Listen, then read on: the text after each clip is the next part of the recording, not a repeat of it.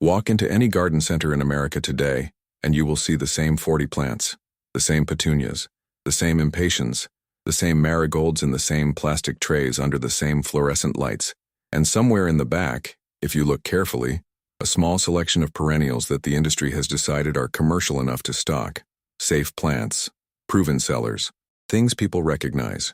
What you will not find, almost anywhere, is the extraordinary depth of the plant world that existed before the modern nursery industry decided what was worth selling, before hybridizers optimized plants for shelf life and visual impact in a 4-inch pot, before the entire conversation about gardening got compressed into a 30-day selling window every spring. There was a time when gardens were medicine cabinets, dye vats, perfume laboratories, and food stores all at once, when every plant earned its place by doing something that mattered, when the knowledge of which root to boil, which leaf to dry, which flower to steep was as practical and as essential as knowing how to preserve food for winter. That knowledge was accumulated over thousands of years across dozens of cultures, and it was encoded not in books, but in gardens. Grandmother's garden, the monastery garden, the kitchen garden of the colonial farmstead, the medicinal plots tended by native communities long before European contact. Most of those plants are still growing somewhere. They did not disappear.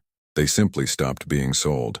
And some of them are among the most beautiful, most resilient, most ecologically valuable plants you could possibly put in your garden today. These are 15 of them. Number 1 is valerian. Valeriana officinalis was once found in virtually every European cottage garden and made its way into American colonial gardens because it was considered essential, not primarily for its appearance, though the tall clusters of small white and pale pink flowers are genuinely beautiful in a midsummer border, rising to 4 or 5 feet, and releasing a sweet fragrance that carries across a yard on warm evenings. Valerian was grown because the root was used for centuries across European and American folk medicine traditions for its calming properties. The dried root was kept in households the way aspirin is kept in households today. But here is what makes valerian remarkable as a garden plant beyond its historical utility.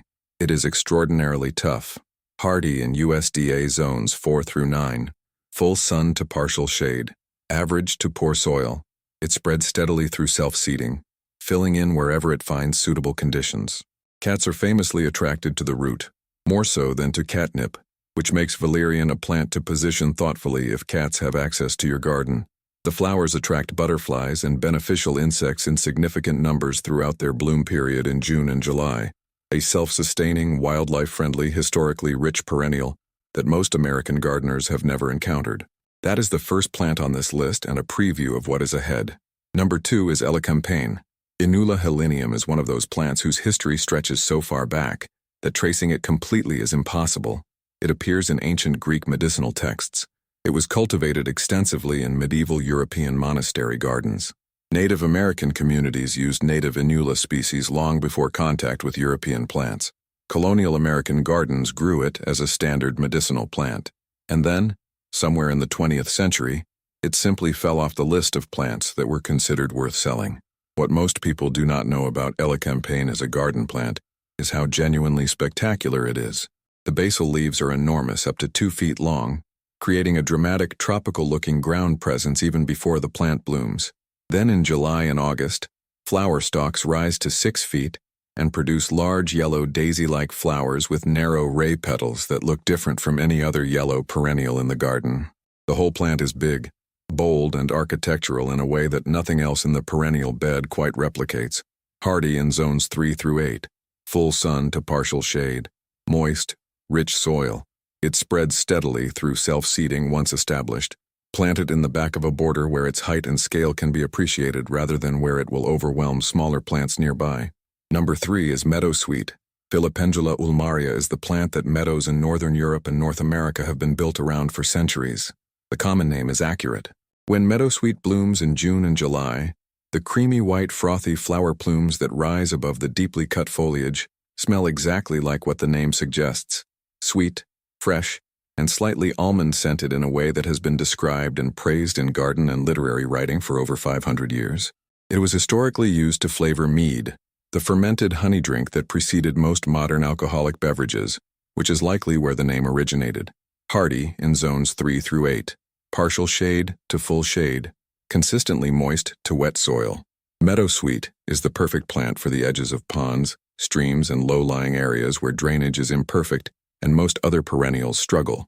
In those conditions, it thrives with almost no intervention, spreading steadily through rhizomes to form colonies that look like they belong there, because in many parts of North America, the native species do belong there. The frothy white bloom against dark foliage in a moist shaded corner is one of the most beautiful sights in a well-planted garden. Most American gardeners have never seen it in a garden context. Number 4 is comfrey.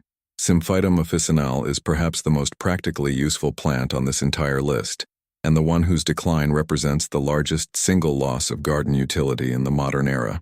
Comfrey has been cultivated for at least 2,000 years. Roman soldiers grew it in their camp gardens. Medieval monasteries maintained extensive comfrey plots. American colonial farms treated it as a staple medicinal and agricultural plant.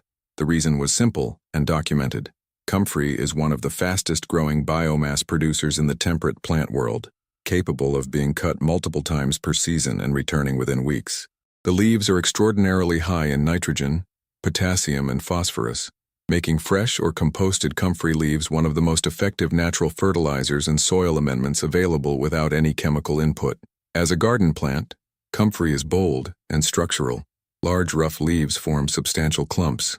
Nodding bell-shaped flowers in purple, blue, or white bloom from May through August, and are among the most important early-season nectar sources for bumblebees, which have mouthparts specifically shaped to access the tubular flowers. Hardy in zones 3 through 9. Partial shade to full sun, virtually any soil. Once established, the deep taproot makes comfrey essentially indestructible and essentially impossible to fully remove, which is worth knowing before you plant. Choose your location deliberately. A large container is also an excellent option for gardeners who want the benefits without the permanent commitment of an in-ground planting. Number 5 is lovage. Lovage, Levisticum officinale, was once such a fundamental plant in the European and early American garden that failing to grow it was considered unusual. It tastes powerfully of celery, but with a deeper, more complex flavor that cooks described as celery taken to its logical conclusion. Every part is edible. The leaves fresh in salads and soups, the stems hollow and used as natural drinking straws with a mild celery flavor, the seeds dried and used as a spice, the root dried and used medicinally. In an era when fresh celery was expensive, difficult to grow in many climates, and seasonally unavailable, lovage provided all of the same culinary function year-round from a single perennial planting. As a garden plant, lovage is magnificent. It grows to 6 feet or taller in good conditions, producing enormous umbrella-shaped flower heads of tiny yellow-green florets that attract beneficial insects in significant numbers. Hardy in zones 3 through 8. Full sun to partial shade. Rich, consistently moist soil where it performs magnificently as a back-of-border architectural element. Plant it once and it returns every spring with new growth that begins in March in milder zones, earlier than almost anything else in the garden, providing fresh greens at the exact moment when the garden has given you nothing new for months. Number 6 is Sweet Cicely. Myris odorata is one of the most charming and most completely forgotten plants in the old garden tradition. The feathery, fern-like foliage is soft green and delicately textured, smelling sweetly of anise when brushed. The white umbel flowers in late spring are beautiful in a quiet, restrained way that suits shaded woodland garden settings perfectly.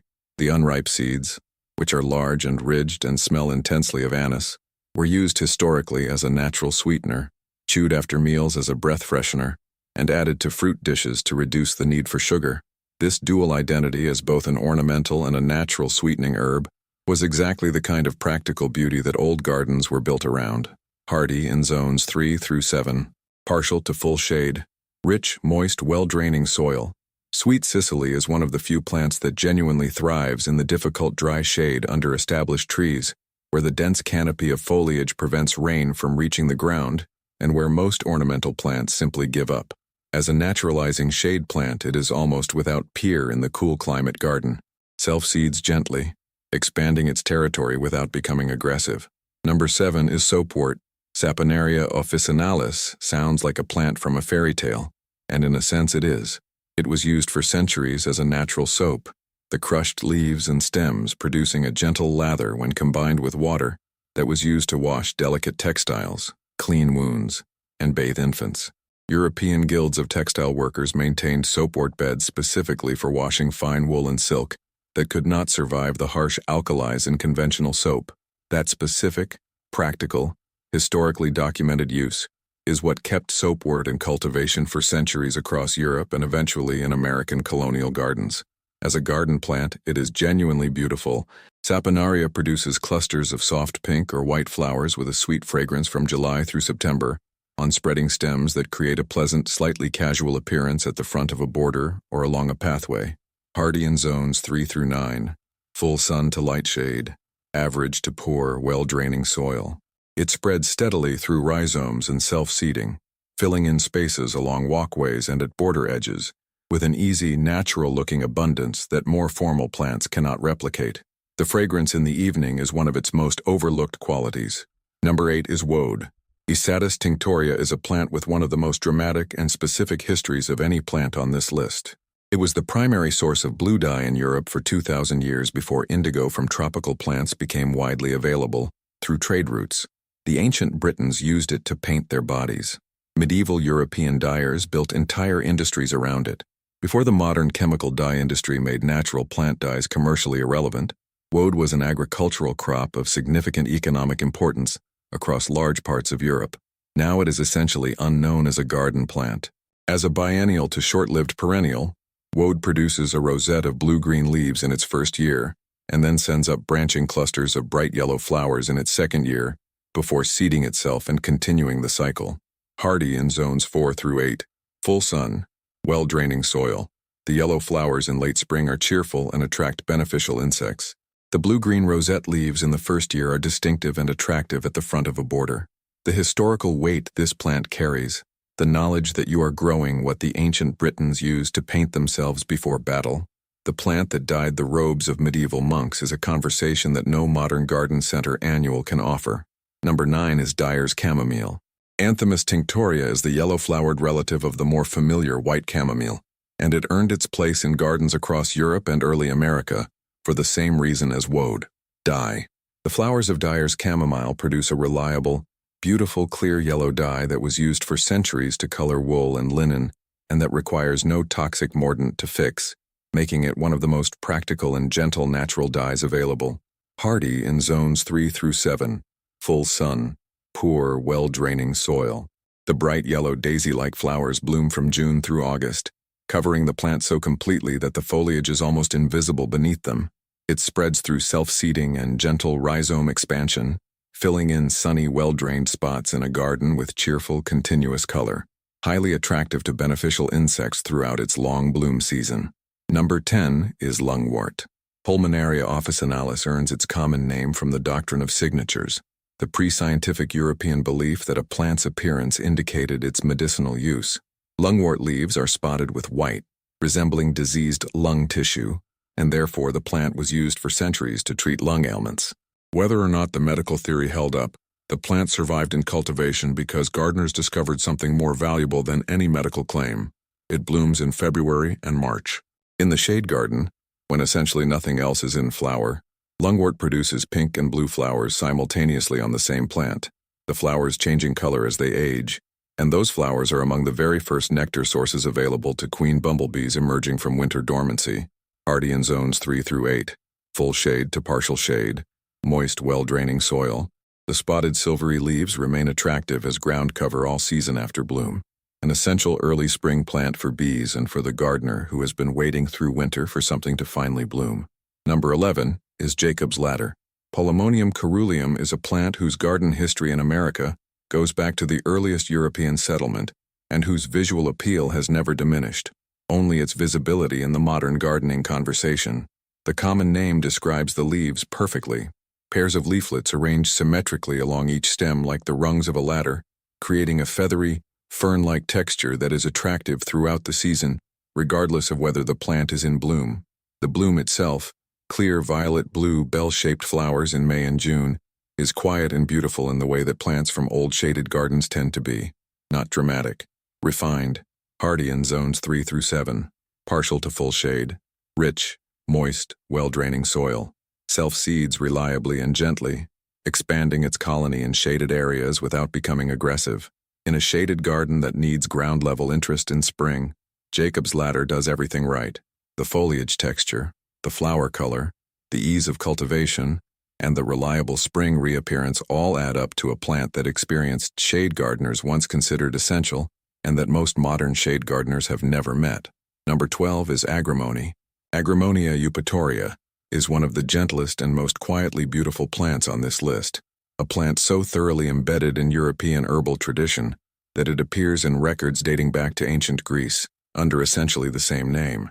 The tall spikes of small yellow flowers that bloom from June through August are simple and elegant, in a way that suits the naturalistic style of old garden borders perfectly.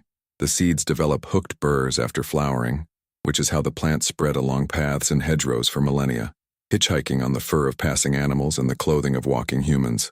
Hardy in zones 3 through 8. Full sun to partial shade. Any well-drained soil. Self-seeds freely. The tannin-rich leaves and stems were used historically to make a gentle tea, to treat minor cuts and wounds, and to produce a light yellow dye. A plant of extraordinary historical depth that asks almost nothing of the gardener, and gives a long season of quiet, refined beauty in return. Number 13 is Solomon's seal. Polygonatum odoratum is the plant that shaded gardens were built around for centuries in both European and East Asian horticultural traditions, and it is still one of the most architecturally perfect shade perennials available to American gardeners today. Arching stems 3 feet long, draped with paired leaves at regular intervals and hung with small dangling white bellflowers at each leaf junction in spring. The whole plant moves in the slightest breeze with a quality of elegant inevitability that no other shade plant quite captures. Hardy in zones 3 through 8, full shade to partial shade, rich, moist, well-draining soil, spread steadily through rhizomes, filling in shaded areas with a ground-level elegance that replaces the need for mulch or ground cover entirely. The fall color is clear yellow before the stems die back completely for winter, offering a final season of interest that most gardeners do not expect from a shade plant. Variegatum, the variety with white-edged leaves, is one of the most beautiful foliage plants available in American horticulture. Number 14 is rue. Ruta graveolens is the plant that appears in Shakespeare, in ancient herbal texts, in medieval monastery gardens, and in the symbolic language of dozens of cultures across Europe and the Middle East. It was called the herb of grace. It was associated with clarity of vision, both literal and figurative. It was used to ward off insects, to flavor certain traditional European spirits, and to dye cloth a soft, greenish yellow. As a garden plant, rue is remarkable primarily for its foliage, blue-gray to silver-blue deeply cut leaves that are uniquely beautiful in form and color, creating a fine-textured silvery cloud effect in a sunny border that acts as a sophisticated color foil for brighter flowers nearby. Hardy in zones 4 through 9, full sun, well-draining lean soil, small yellow flowers in summer are attractive to beneficial insects.